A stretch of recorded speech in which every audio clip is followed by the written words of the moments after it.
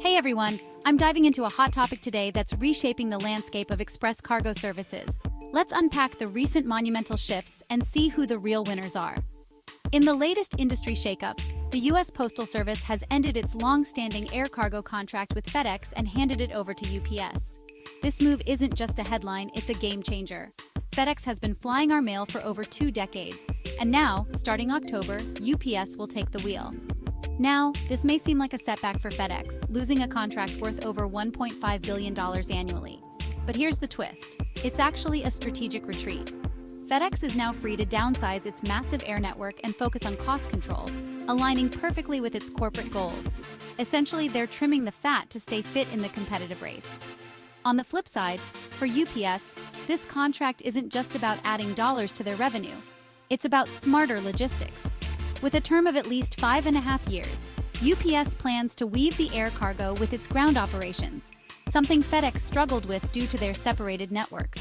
This integration could be the secret sauce for UPS, enhancing efficiency and potentially proving all the skeptics wrong about profitability concerns. Let's not forget the third player in the room, the U.S. Postal Service. For them, this switch to UPS might just be the breath of fresh air needed, signaling a shift towards more dynamic and flexible logistics operations.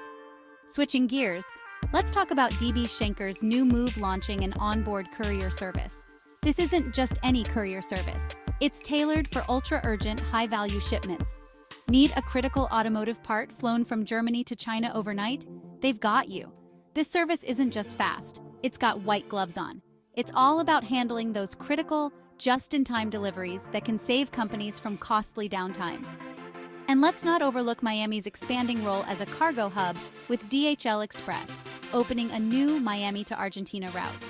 This route, part of DHL's broader strategy to tap into the Latin American market, underscores Miami's growing importance in international logistics.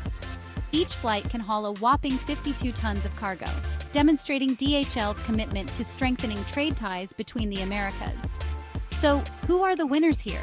It's not just the companies, it's the entire logistics ecosystem evolving with these strategic moves.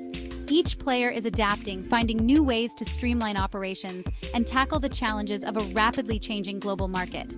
Thanks for sticking around.